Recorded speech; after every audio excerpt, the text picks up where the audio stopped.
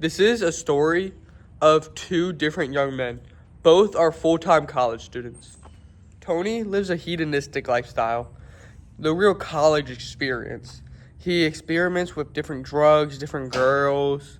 He is making memories that will last all his life. Tony's life is never dull. He has a huge social circle, and he belongs to a frat. His frat brothers are very close. He is always going to experience new things and live life to the fullest.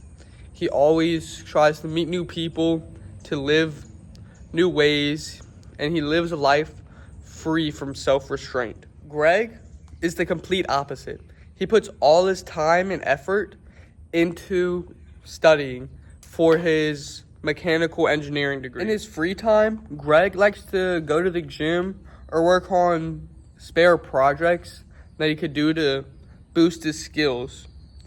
And Greg's life is very boring. It's usually just the same routine over and over. But his philosophy is if he works now, he can rest later and he would have better rest. Neither way of life is bad or wrong in any way. But which would you pick between having skills or having life experience? You can try to do both, but eventually they will clash with each other, and you'll have to make a choice of which one you want to continue forward with. I think Alex Ramosi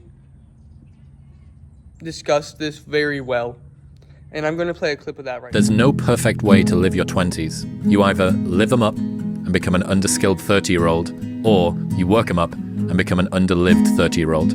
You just have to figure out which you'd rather be, accept the trade-offs, and know that there are no do-overs. A hedonistic lifestyle may be freeing because you could eat all the fruits of the world and all the things that you're supposed to enjoy.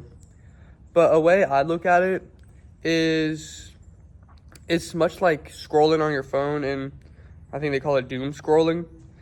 It's much like that because you're never satisfied. Even though you see some of the greatest content, you're not satisfied with just that. You want more and more and more. You will never be satisfied and truly fulfilled from that. The problem with fully going into your skills is you're very harsh on yourself. I face this very often. I do probably better than average. I don't want to gloat or anything, but I do a lot of work. I try very hard to do better. But when I don't, I beat myself up like really bad. And before I started self-improvement, I was just a loser playing video games all day.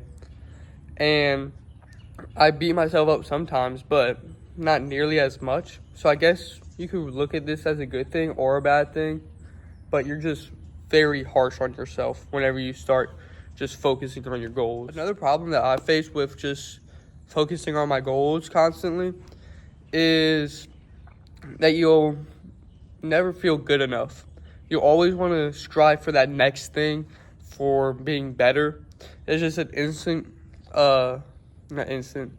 an infinite cycle of I want this, I want that, I want to be this person, I want to be that person, I want to bench 220, I want to bench 225, and it's just a constant battle of keeping going, you know?